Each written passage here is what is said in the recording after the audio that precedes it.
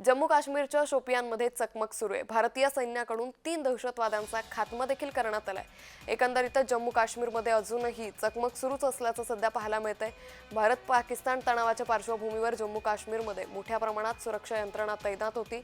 यातच आता भारतीय सैन्य दलाकडून आता या संपूर्ण परिसरामध्ये सध्या शोध मोहीम ही राबवली जात असल्याची माहिती समोर येते। तर 3 दहशतवाद्यांचा खात्मा देखील यामध्ये करण्यात आल्याची माहिती समोर आली आहे।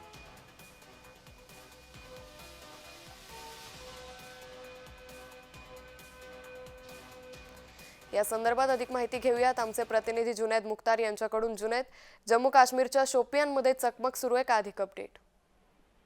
देखिए, सुरक्षा बलों को एक स्पष्ट इनपुट मिला था कि अलाटी शिकन केलर में कुछ आतंकी छुपे हुए हैं। तो जो फौज है वो सब्सिट्यूट स्क्वाड की ओर चली गई, तो छुपे हुए मुल्टन में वहां से जो है गोले चलाई और एक जो है मुठभेड़ जो है वो शुरू हो गई है। बताया यही जा रहा है कि 2 से लेकर 3 आतंकवादी जो है अंदर छुपे हो सकते हैं, जिनको न्यूट्रलाइज करने के लिए जम्मू कश्मीर पुलिस के साथ साथ सीआरपीएफ और आर्मी के जवान जो है वो वहां पे है।